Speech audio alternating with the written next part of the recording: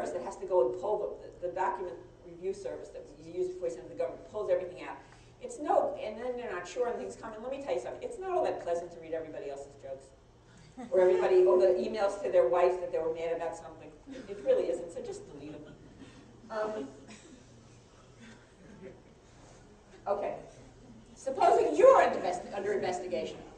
It can happen. If you are under investigation for anything, you must tell Julie in writing. If it's possible that it could result in exclusion or in suspension of your license or anything like that, which is pretty much anything. So if you get the government is investigating you, tell them. I would also say that anybody who's attacked who drives a truck, nothing to do with my part, but if you get stopped for DWI or something like that could affect your driver's license, you better tell them. If you're excluded, it would take a long to get there, you must tell them. Oops. Wait a minute. Okay. Now here's the important part. Not the rest of it. This is a really important part.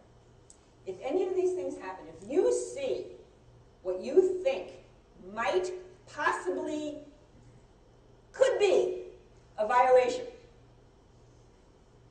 of anything about a federal health care program, you must report it. It's a reasonable person standard. You know, somebody might think, you suspect it. No, I don't know if it is or not. You got to report it. If somebody is violating the code of conduct, yourself or somebody else, you got to report it. If there are violations of the policies and procedures, you got to report it. Any other kind of violation of any other law, you got to report it. Because, again, when we file we have to investigate, we got to look at it. We will get to it later about how it's done, but there will be investigation of every single report. You can report by calling. As you'll see later, there's a hotline. You can report on the hotline. On the hotline, you can tell who you are. You cannot tell who you are. But you got to report it. Everything will be investigated. It is extremely important to report things that happen. I will say this over and over again. Most things can be fixed. What can't be fixed is covering up. If you look at things that are in the newspaper all the time, a lot of people don't get in trouble for the things they did. They get in trouble for the cover-up. So it's really important to say what happened. It's usually fixable.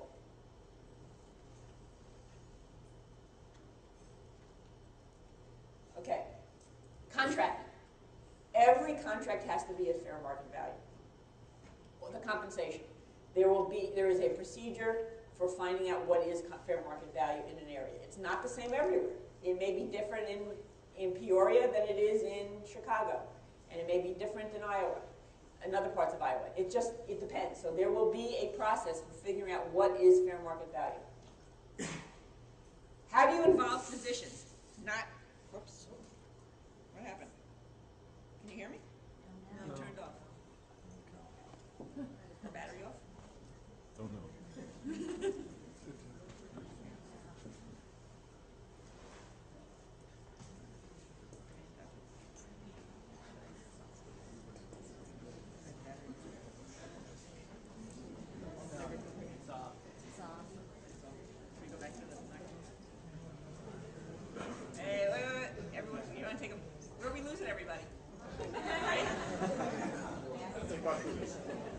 I was going to do the break in 11. All right, why don't you do the break now since we're done? Why don't we take a 10-minute break? 10 minutes.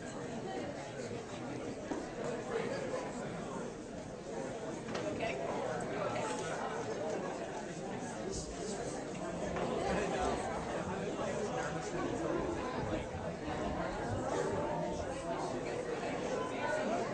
Compliance officer. Hello. Quick question on compliance. Yes. The doctor does something for us. How do we put together that video?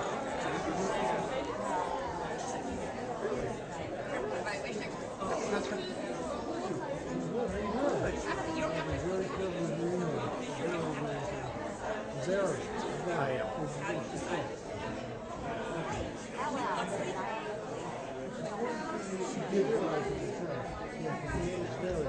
Well,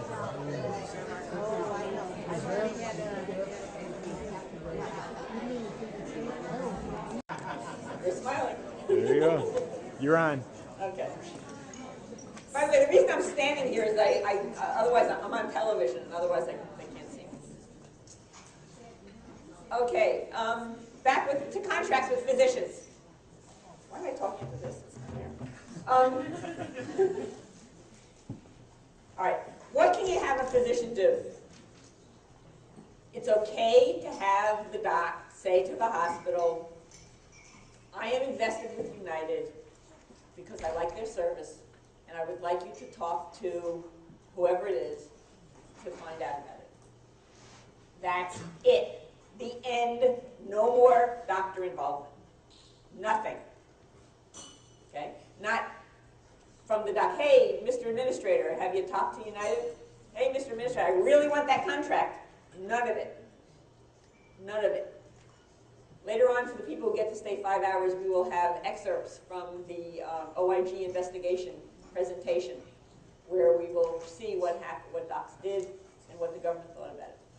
So, no involvement. Don't get the doctor to help you. Nothing, other than the original introduction. I like their service. I would like you to talk to them. That's it. And they should let them know they're invested. All right? No discussion of physician referrals in the contracting process. Nothing like, we think that if you get our contract with us, you'll get 200 cases in a year. No, don't say it. Don't do it. Nada. I can't emphasize it enough. Again, no promises of referrals.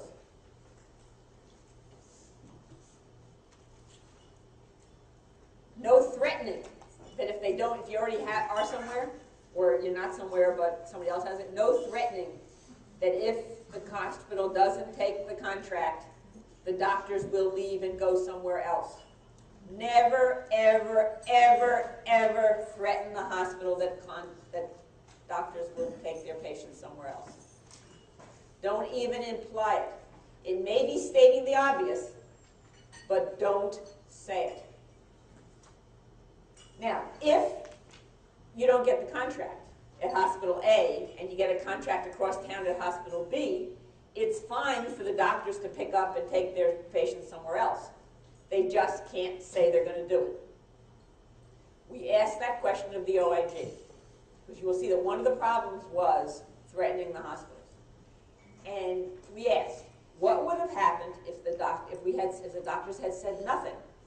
United had gotten a contract at another hospital, and the doctors moved to the other hospital. And the response was, we would not have been sitting here.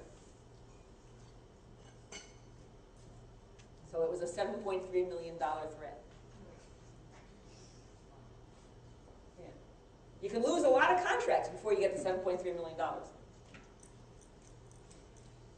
All of the contracts in Iowa, Illinois, and Indiana for lithotripsy and laser have to be approved by the compliance officer and by our law firms before they're signed. And once we approve them, you can't change it. Or if you're signed, they cannot be effective until they're approved. It's a requirement of the CIA. This was not me looking for work. Okay. Hospitals must be billed the contract amount. So if it's $1,500 a procedure, if it's $3,000 a procedure, that's what they get billed. Now, I'm not saying that accidents don't happen, mistakes don't happen. Everybody gets overpayments and underpayments. You have to recognize them immediately, and you have to refund them if it's an overpayment. If it's an underpayment, then you have to say, sorry, but you owed us $3,000, not $2,500. Please pay the rest. Okay? Do you file Medicare at all, directly with Medicare for anything? Do you file directly with Medicare for anything? We do the Medicare. Okay.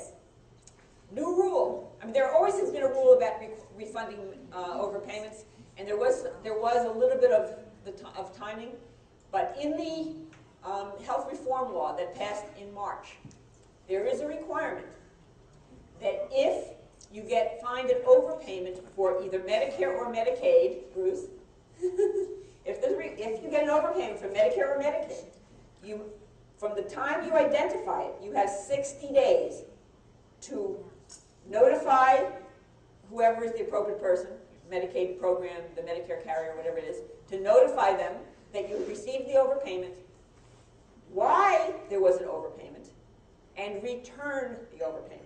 It must be done within 60 days of the day you identified it. So A, keep records, and B, of when you identified it, and B, get it back to them. Now, we had always worried before we would tell clients, you know, notify them that you have it, but don't send the money because it may get lost. So now you're going to really have to find whoever it is that you can give it to so it isn't lost. And keep lots of good records, copies of checks, however you do it. But, you know, the government, as you know by reading the newspaper, citizens, they're going to pay for a lot of health reform by healthcare fraud. So they're going to be gunning for this stuff. Okay, coding. All coding must be accurate. Otherwise, you have a problem of a false claim.